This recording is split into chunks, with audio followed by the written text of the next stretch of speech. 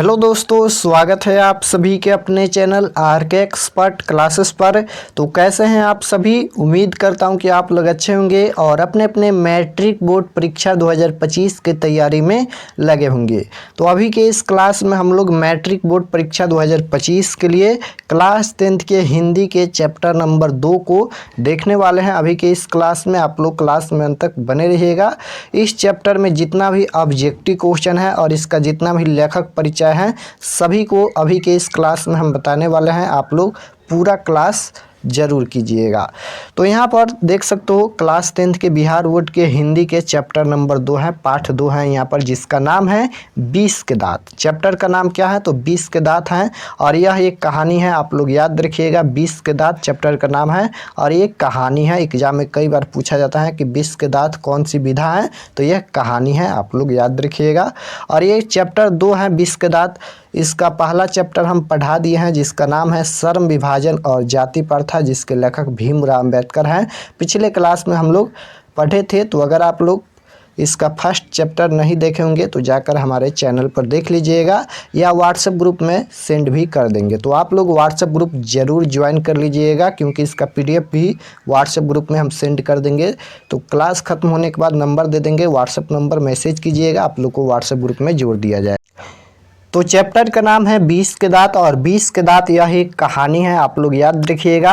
और 20 के दांत कहानी के लेखक कौन है तो 20 के दांत कहानी के लेखक नलिन बिलोचन शर्मा जी हैं। और नलिन बिलोचन शर्मा जी का जन्म कब होता है तो 18 फरवरी 1916 ईस्वी में पटना के बदरघाट में होता है। और मृत्यु कब होता है तो 12 सितंबर 1961 में। आप लोग याद रखिएगा 20 के दांत कहानी के लेखक कौन है, ऑब्जेक्टिव में पूछा जाता है। तो 20 के दांत कहानी के लेखक नलिन बिलोचन शर्मा जी हैं। जन्म भी देख सकते हो कहाँ पर हुआ था, पटना के बदरघाट में 18 फरवरी 1916 ईस्वी में। मृत्यु 12 सितंबर 1961 ईस्वी में।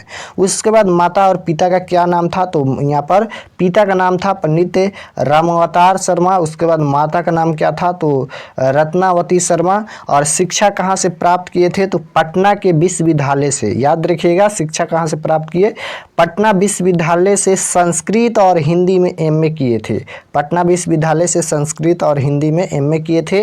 रचनाकार के प्रमुख कृतियां भी देख सकते हो, दृष्टिकोण, साहित्य का इतिहास, दर्शन, मापदंड, 20 के दांत, आलोचनात्मक ग्रंथ यदि। तो यहाँ पर ये लेखक परिचय था। अब चलिए हम लोग इसका ऑब्जेक्टिव क्वेश्चन देख लेते हैं। उससे पहले सबसे पहले यहाँ पर इसका प्रमुख पात्र भी देख लीजिए।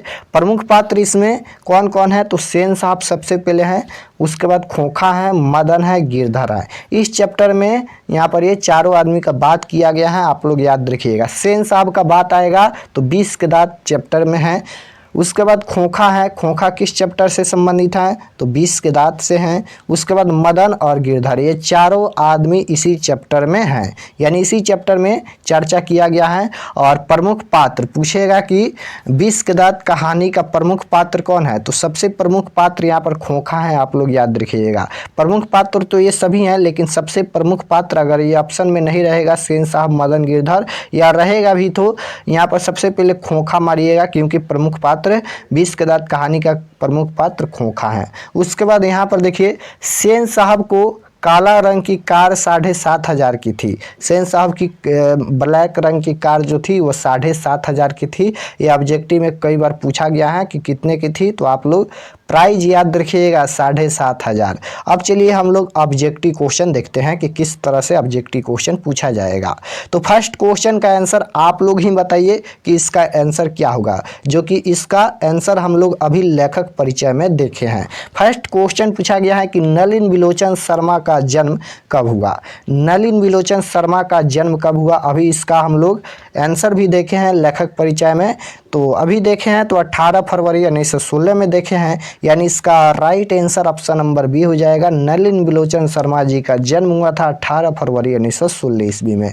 आप लोग क्लास में अंत तक बने रहिएगा और अगर आप लोग चैनल पर नए होंगे तो चैनल को जरूर सब्सक्राइब कर लीजिएगा ताकि आने वाले नेक्स्ट क्लास आपके पास जरूर पहुँचे। और यहाँ पर आप लोग का रोज़ 6:30 बजे, यहाँ पर 6:30 बजे रोज़ आप लोग का क्लास होगा और एक सुबह में भी क्लास होगा। तो आप लोग क्लास ज़रूर ज्वाइन कीजिएगा। अब रोज़ क्लास होगा, यहाँ पर 2 से 3 दिन क्लास नहीं हो पाया, इसलिए क्योंकि हम PDF यानी क्वेश्चन तैयार कर रहे थे, इसलिए क्लास नहीं हो पाया। बट अब आप लोग का हमेशा क्लास होगा 6:30 बजे शाम को, तो आप लोग ज़रूर ज्वाइन कीजिएगा। 2 नंबर क्वेश्चन है, नलिन बिलोचन शर्मा का जन्म कहाँ हुआ। क्वेश्चन ये पूछा गया है कि नलिन बिलोचन शर्मा का जन्म कहाँ हुआ। तो अभी हम लोग देखें कि बदरघाट पटना में, यानी ऑप्शन नंबर सी बिल्कुल राइट आंसर हो जाएगा। 2 नंबर क्वेश्चन का answer option number C. Next question है 3 नंबर, नलिन बिलोचन शर्मा के पिता का क्या नाम था। अब यहाँ पर पूछा गया है कि नलिन बिलोचन शर्मा के पिता का क्या नाम था। ये सभी क्वेश्चन अभी हम बताए भी हैं, इसमें कोई डाउट नहीं है। तो क्या था, तो पंडित रामावतार शर्मा, यानी ऑप्शन नंबर क्या हो जाएगा, ए बिल्कुल राइट आंसर हो जाएगा। उसके बाद नेक्स्ट क्वेश्चन है कि नलिन बिलोचन शर्मा के माता जी का क्या नाम था। अब यहाँ पर नलिन बिलोचन शर्मा जी के माता जी का नाम पूछा गया है, तो रत्नावती शर्मा था, यानी ऑप्शन नंबर सी बिल्कुल राइट आंसर हो जाएगा। नेक्स्ट क्वेश्चन ये पूछा गया है कि दृष्टिकोण किसकी रचना है। तो अभी हम लोग देखें कृतियाँ, लेखक के प्रमुख कृतियाँ, दृष्टिकोण किसकी रचना है, तो नलिन बिलोचन शर्मा जी की रचना है, यानी ऑप्शन नंबर बी बिल्कुल राइट आंसर हो जाएगा। इसमें से एक भी क्वेश्चन एग्जाम में नहीं छूटेगा, हम गारंटी देते हैं। 6 नंबर क्वेश्चन है, लड़कियां क्या हैं, कठपुतलियां हैं, किसे इस बात पर गर्व है। किसे इस बात पर गर्व है, तो आप लोग याद रखिएगा माता पिता को, यानी ऑप्शन नंबर यहाँ पर डी बिल्कुल राइट आंसर हो जाएगा, माता पिता को। नेक्स्ट क्वेश्चन है कि मोटर कार को किससे खतरा हो सकता है। मोटर कार को किसे खतरा हो सकता है, राम से, मदन से, खोखा से या इंजीनियर से। तो मोटर कार को खतरा हो सकता है तो सिर्फ खोखा से हो सकता है, यानी ऑप्शन नंबर सी बिल्कुल राइट आंसर हो जाएगा। मोटर कार को खतरा हो सकता है खोखा से। नेक्स्ट क्वेश्चन है कि सेन साहब की आंखों का तारा कौन है। सेन साहब की आंखों का तारा कौन है, तो याद रखिएगा सेन साहब का बेटा है यहाँ पर खोखा। सेन साहब का बेटा कौन है, खोखा है। तो सेन साहब की आंखों का तारा खोखा है, यानी ऑप्शन नंबर बी बिल्कुल राइट आंसर हो जाएगा। और सेन साहब अपने बेटों को क्या बनाना चाहते थे, तो याद रखिएगा बिजनेसमैन, इंजीनियर बनाना चाहते थे। नेक्स्ट क्वेश्चन ये पूछा गया है कि खोखा के दांत कितने तोड़े। क्वेश्चन पूछा गया है कि खोखा के दांत किसने तोड़े। तो आप लोग याद रखिएगा 2 दांत तोड़े, और कौन तोड़े, तो मदन ने, यानी ऑप्शन नंबर ए बिल्कुल राइट आंसर हो जाएगा। मदन ने खोखा के 2 दांत तोड़ डाले। नेक्स्ट क्वेश्चन है 10 नंबर क्वेश्चन पूछा गया है कि महल और झोपड़ी वाले की लड़ाई में अक्सर महल वाले ही जीतते हैं। महल और झोपड़ी वाले में लड़ाई होता है तो महल वाले ही जीतते हैं, पर उसी हालत में जब दूसरे झोपड़ी वाले उनकी मदद अपने ही खिलाफ करते हैं, किस पाठ की पंक्ति है। क्वेश्चन पूछा गया है, इतना दिया गया है और पूछा गया है कि यह जो लिखा गया है यह किस पाठ की पंक्ति है, यानी इसमें जो लिखा गया है यह किस पाठ में चर्चा किया गया है। तो यहाँ पर 20 के दांत जो कहानी है इसमें ही चर्चा किया गया है। ऑप्शन नंबर डी बिल्कुल राइट आंसर हो जाएगा, 20 के दांत। नेक्स्ट क्वेश्चन है कि सीमा, रजनी, आलो, शेफाली, आरती पांचों किसकी बहनें थी। क्वेश्चन ये पूछा गया है कि सीमा, रजनी, आलो, शेफाली, आरती पांचों किसकी बहनें थी। तो खोखा की बहनें थी, यानी ऑप्शन नंबर बी बिल्कुल राइट आंसर हो जाएगा। आप लोग याद रखिएगा कि सीमा, ये जो पांचों लड़कियां थी खोखा की बहनें थी, और बोले तो सेन साहब की बेटी। नेक्स्ट क्वेश्चन है यहाँ पर, मैं तो खोखा को इंजीनियर बनाने जा रहा हूँ, यह कथन किसका है। क्वेश्चन ये पूछा गया है कि मैं तो खोखा को इंजीनियर बनाने जा रहा हूँ, यह किसने कहा था। तो याद रखिएगा सेन साहब ही कहा था, अपने बेटे खोखा को बिजनेसमैन, इंजीनियर बनाने जा रहे थे, यानी ऑप्शन नंबर ए बिल्कुल राइट आंसर हो जाएगा। मैं तो खोखा को इंजीनियर बनाने जा रहा हूँ, यह कथन किसका है, तो सेन साहब का ही कथन है।